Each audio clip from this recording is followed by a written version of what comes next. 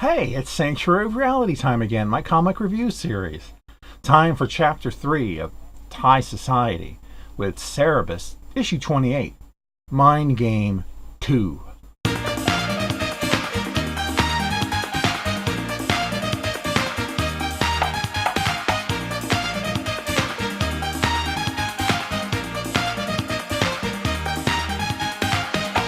Cerebus, having been knocked unconscious by the McGrew brothers, finds himself in immaterial plane once more.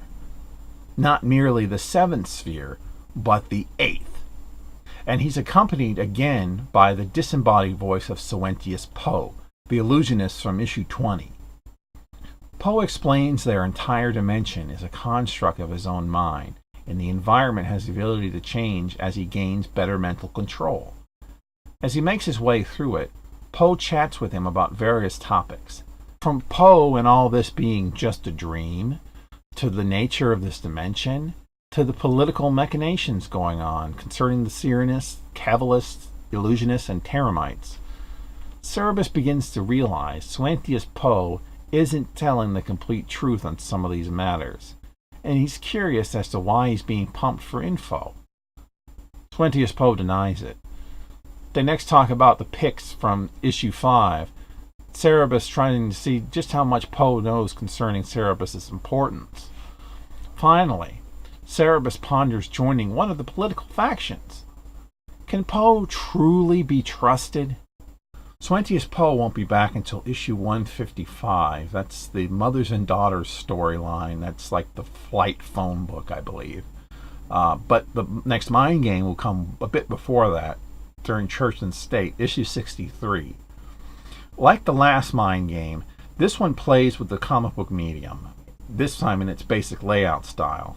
Remember how the first one was all one giant image of Cerebus? This time it's something a little more low-key, but definitely different. It's a set of word balloons. We get all the text on one side, and straightforward, plain text. And then on the other side, we get rectangular, sparse images that go along with Cerebus' journey through the universe. It's something very different, and I find it refreshing the way it's presented here. I know it drives a lot of people nuts. They're all like, that's a wall of text. That's too much to read. Too many words. I hate words. Me no likey. Yeah, exactly. Thanks. Well, it reads just fine to me, and it would have been a mess had it been told through regular word balloons. It's a dense conversation, and it's given its due the only rational way possible, and that's through a completely different delivery method.